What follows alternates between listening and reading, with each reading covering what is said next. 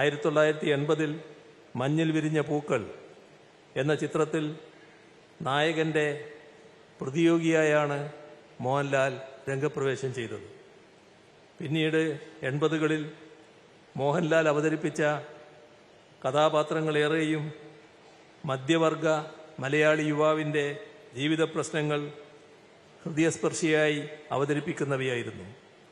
നാടോടിക്കാറ്റ്, സന്മനസ്സുള്ളവർക്ക് സമാധാനം, TP Balagopalan MA തുടങ്ങിയ സത്യൻ അന്തിക്കാട് ചിത്രങ്ങളിലൂടെ അയൽപക്കത്തെ പയ്യൻ എന്ന പ്രതിച്ഛായ മോഹൻലാൽ സ്വന്തമാക്കി. പ്രാരബ്ധങ്ങളുമായി മല്ലിടുന്ന മലയാളി ചെറുപ്പക്കാരുടെ മനസ്സ് കവരുകയും നമ്മുടെ കുടുംബങ്ങളുടെ കണ്ണിലുണ്ണിയായി മോഹൻലാൽ മാറുകയും ചെയ്തു.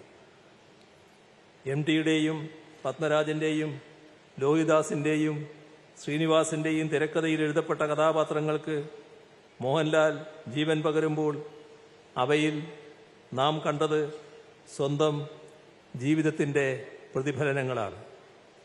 1980 മുതൽ 2025 വരെയുള്ള കേരളത്തിൻ്റെ 4.5 പതിറ്റാണ്ട് കാലത്തെ സാമൂഹ്യവും സാംസ്കാരികവുമായ വികാസ പരിണാമങ്ങൾ, ഈ കാലയളവിലെ മലയാളിയുടെ വൈകാരിക ജീവിതം, മൂല്യബോധങ്ങൾ, സംഘർഷങ്ങൾ എന്നിവയുടെ ദൃശ്യപരമായ അനുഭവരേഖ തന്നെയാണ് മോഹൻലാൽ ചിത്രങ്ങളെന്ന് നിസ്സംശയം പറയാം. അത്രമേൽ സ്വാഭാവികമായാണ് മോഹൻലാൽ ഈ കാലയളവിലെ മലയാളിയെ തിരശ്ശീലയിൽ പകർത്തിവെച്ചത്. അന്താരാഷ്ട്ര തലത്തിൽ മലയാളത്തിൽ മോഹൻലാലിന്റെ പ്രകടനം അവിസ്മരണീയമാണ്. അരപ്പട്ടണിക്കാരനായ ഒരു കഥകളി നടന്റെ വേഷം അയത്നലളിതമായാണ് അദ്ദേഹം അവതരിപ്പിച്ചത്. വർഷങ്ങളുടെ നിരന്തര പരിശീലനം ആവശ്യമുള്ള കഥകളി വേഷത്തെ വിസ്മയിപ്പിക്കുന്ന പൂർണ്ണതയോടെ അദ്ദേഹം തിരശ്ശീലയിൽ എത്തിച്ചു. ആവശ്യത്തിന് കഥകളി പരിശീലനമില്ലാതിരുന്നിട്ടും ഇത്തരമൊരു തലത്തിലേക്ക് ആ കഥാപാത്രത്തെ കൊണ്ടുവരാൻ കഴിഞ്ഞത് അദ്ദേഹത്തിൻ്റെ പ്രതിഭ ഒന്നുകൊണ്ട് മാത്രമാണെന്ന് ചിത്രത്തിൽ കൂടെ അഭിനയിച്ച കഥകളി ആചാര്യൻ കലാമണ്ഡലം ഗോപി പറയുകയുണ്ടായി. 1999 കാൻ ചലച്ചിത്രമേളയിൽ ഒഫീഷ്യൽ സെലക്ഷൻ ലഭിച്ച ചിത്രമാണിത്. ലോകത്തിൻ്റെ തെറ്റായ കോണിൽ ജനിച്ചുപോയതുകൊണ്ട് മാത്രം ഓസ്കർ കിട്ടാതെ പോയ പ്രതിഭയെന്ന് വാനപ്രസ്ഥം കണ്ട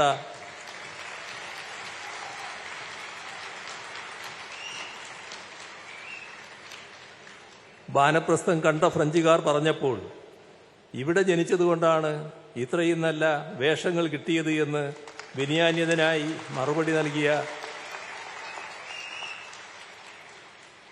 മോഹൻലാലിനെ മലയാളിക്ക് അഭിമാനത്തോടെയല്ലാതെ കാണാനാവില്ല.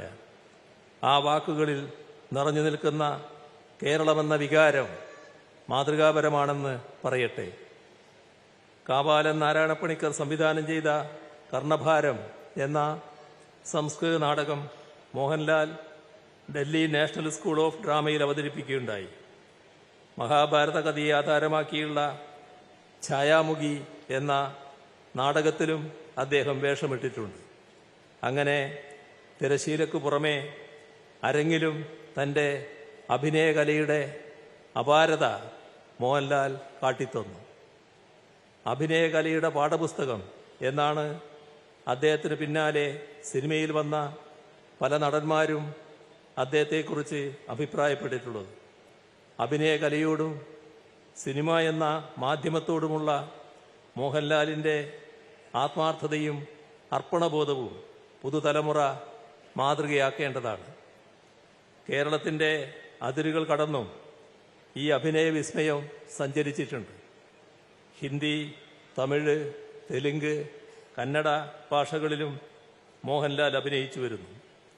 മണിരത്നത്തിൻ്റെ ഇരുവർ എന്ന തമിഴ് ചിത്രത്തിൽ MGRനെ അനുസ്മരിപ്പിക്കുന്ന ആനന്ദൻ എന്ന കഥാപാത്രത്തെ അവതരിപ്പിച്ച മോഹൻലാലിൻ്റെ അഭിനയം അദ്ദേഹത്തിൻ്റെ ചലച്ചിത്ര ജീവിതത്തിലെ തന്നെ ഏറ്റവും മികച്ച പ്രകടനമായിരുന്നു.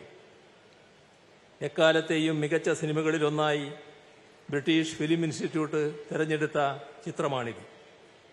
രാം ഗോപാൽ വർമ്മയുടെ കമ്പനി എന്ന ഹിന്ദി ചിത്രത്തിലൂടെയായിരുന്നു ബോളിവുഡിലെ അദ്ദേഹത്തിൻ്റെ അരങ്ങേറ്റം. അദ്ദേഹത്തിൻ്റെ ഏറ്റവും പുതിയ തെലുങ്ക് ചിത്രം വൃഷഭ ഈ മാസം പ്രദർശനത്തിന് ഒരുങ്ങുകയാണ്.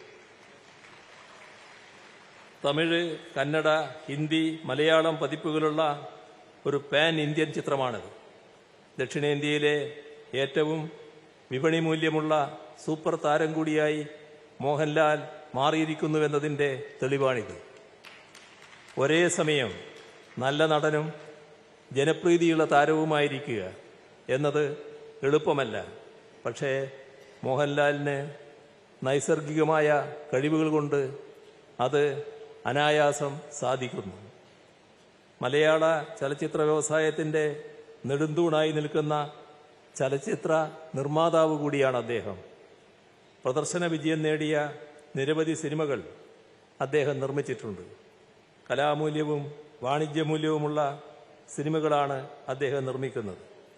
1990കളിൽ പ്രണവം ആർട്സ് എന്ന പേരിൽ സിനിമകൾ നിർമ്മിച്ചു തുടങ്ങി.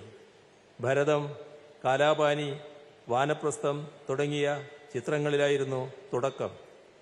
2000 മുതൽ കഴിഞ്ഞ കാൽനൂറ്റാണ്ട് കാലമായി ആശീർവാദ് സിനിമാസിൻ്റെ ബാനറിൽ വലിയ ബജറ്റിലുള്ള സിനിമകളൊരുക്കി തിയേറ്ററുകൾ നിറച്ചുകൊണ്ട് മലയാള ചലച്ചിത്ര വ്യവസായത്തെ താങ്ങി നിർത്തുകയാണ് മോഹൻലാൽ. 1991 ഭരതം, 1999 വാനപ്രസ്ഥം എന്നീ ചിത്രങ്ങളിലൂടെ 2 തവണ ഇന്ത്യയിലെ ഏറ്റവും മികച്ച നടനുള്ള ദേശീയ പുരസ്കാരം ഉൾപ്പെടെ സ്പെഷ്യൽ ജൂറി അവാർഡും ജൂറി പരാമർശവുമായി 4 തവണ ഈ അഭിനയ പ്രതിഭ ദേശീയ തലത്തിൽ അംഗീകരിക്കപ്പെട്ടിട്ടുണ്ട്. കേരള സംസ്ഥാന ചലച്ചിത്ര പുരസ്കാരങ്ങൾ 9 തവണയാണ് മോഹൻലാലിനെ തേടിയെത്തിയത്. പത്മശ്രീ, പത്മഭൂഷൺ, 2 സർവകലാശാലകളുടെ ഡീലിറ്റ് ബിരുദങ്ങൾ, ലഫ്റ്റനന്റ് കേണൽ പദവി തുടങ്ങി മറ്റ് നിരവധി അംഗീകാരങ്ങൾ. അക്കൂട്ടത്തിലാണ് ഈ പരമോന്നത ബഹുമതിയുടെ പതക്കവും ചേർത്ത് വെക്കപ്പെടുന്നത്. കഴിഞ്ഞ അരനൂറ്റാണ്ടോളമായി മലയാളിക്ക് എന്നും അഭിമാനിക്കാനുള്ള നേട്ടങ്ങളുണ്ടാക്കി തരുന്ന മലയാളത്തിൻ്റെ ഇതിഹാസ താരം മോഹൻലാലിനെ സംസ്ഥാന സർക്കാരിൻ്റെ കേരളത്തിൻ്റെ അനുമോദനം അറിയിക്കുന്നു.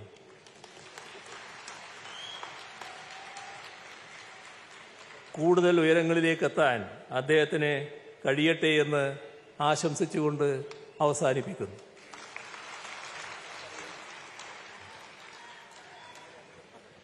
നന്ദി സർ. അടുത്തതായി നാം ഏവരും ആകാംക്ഷയോടെ കാത്തിരിക്കുന്ന ആ സുവർണ നിമിഷമാണ്. ചലച്ചിത്ര കലയിലെ സമഗ്ര സംഭാവനയ്ക്കുള്ള രാജ്യത്തെ പരമോന്നത ബഹുമതിയായ ദാദാ സാഹിബ് ഫാൽക്കെ പുരസ്കാരം നേടിയ ശ്രീ മോഹൻലാലിനെ മുഖ്യമന്ത്രി ശ്രീ പിണറായി വിജയൻ ആദരിക്കുന്നു. ആദരവ് ഏറ്റുവാങ്ങുന്നതിനായി മലയാളത്തിന്റെ വിസ്മയതാരം ശ്രീ മോഹൻലാലിനെ സ്നേഹപൂർവ്വം ക്ഷണിക്കുന്നു.